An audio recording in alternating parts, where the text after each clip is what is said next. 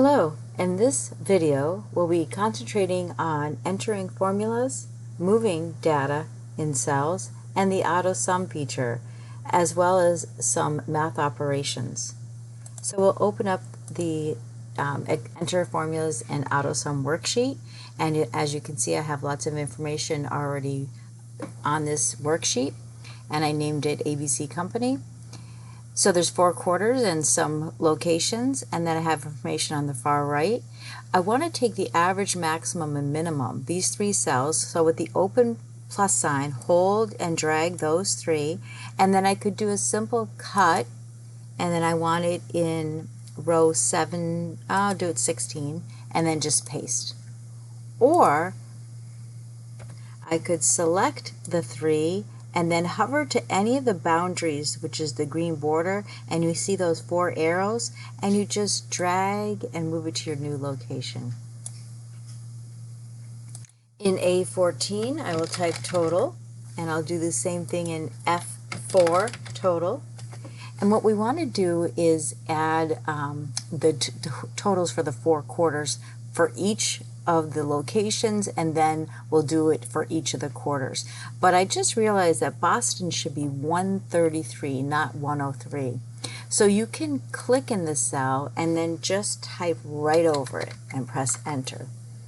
Or if you double click in the cell, you get that flashing cursor and you can edit it in there. Or if you don't double click in it, or you just select it once, you could actually fix it in the formula bar.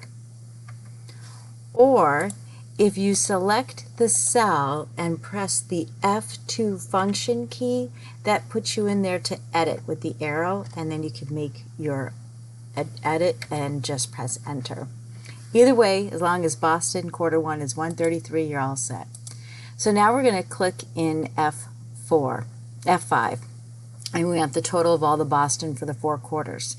So you could equals, click the very first one, B5 plus C5 plus D5 plus E5.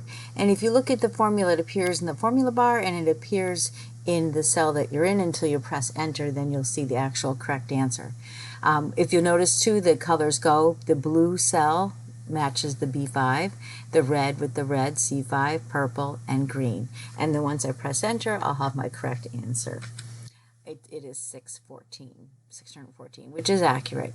But this is inefficient, this formula, when you type it in manually, especially if you inserted an extra column or an extra row, it wouldn't include the new one. Also, what happens if you accidentally clicked C5 twice? You didn't realize you did it, and you copied the same formula for all of them. It would be an error.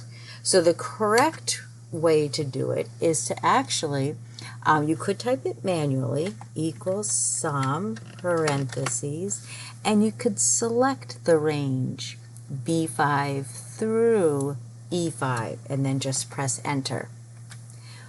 Or the quick way is to use a predefined function, which is the sigma symbol, which is for sum, the Greek symbol for sum, and just click it. And you actually, while hovering over it, I can see that it is the sum, also alt equals, but I'm going to go ahead and do that.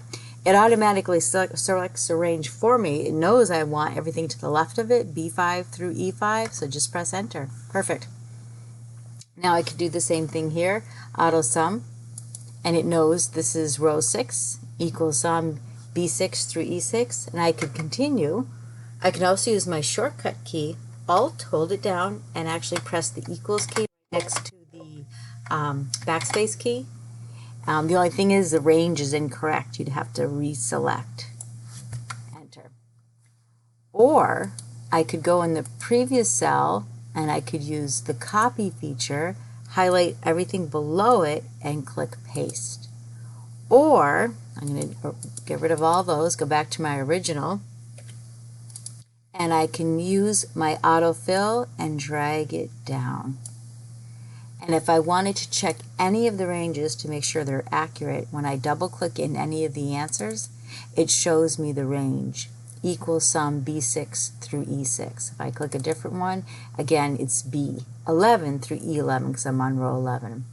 Any one that you select, and this is a more efficient way to get a formula. That way, if you add any extra columns or any extra rows, it'll be it'll include all of them. Whereas when we did it the first time, up here it was manual and you could have errors in it. So the best way is to use the predefined functions, and it'll include any extra columns and rows that you add.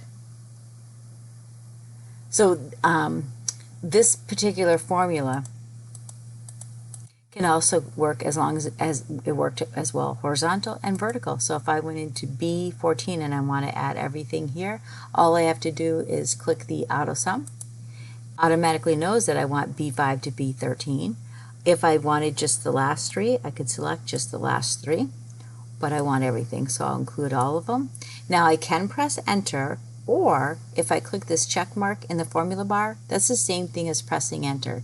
The only difference is if I press enter on the keyboard, it brings my cursor down to the next cell. I want to show you if you press enter on the formula bar, it remains in that cell. And then I can drag across, and if I double click to see the formula, that's the entire D5 through D13. This one was C5, and this one was F5 to F13.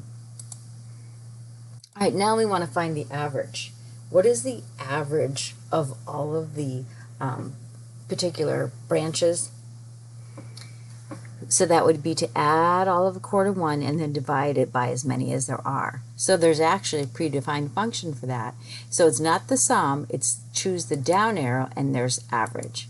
Now the only thing is it's not selecting the correct range. It should not include the total or the blank cell. So I'm just going to reselect so it only is B5 through B13. Press enter, that's the average. That's okay to keep the decimal places, that's fine. Now if you're looking at this range here, what is the largest number? And there's not many to look at, so it would be easy to figure out, but if you had hundreds of rows, it would be hard to find all of them.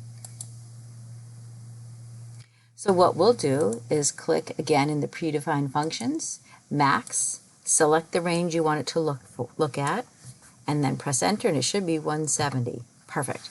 What's the minimum? Looks like 78. So again, we'll choose the down arrow for more options, minimum. Make sure you select your range, and then enter, and it is 78. Now these are all accurate, the formulas, B5 through B13, B5 through B13, B5 through B13.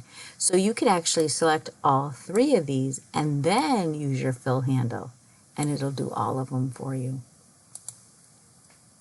So let's do a little bit of practice with the sample with the basic operations. So I have them type in here, and we're going to actually do some, and they could be random.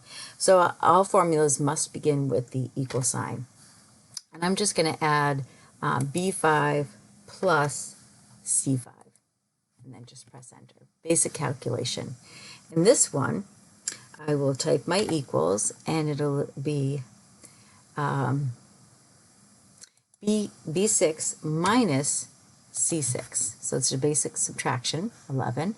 Multiplication for this one, I will choose, press the equals, and it'll be B5 times 2.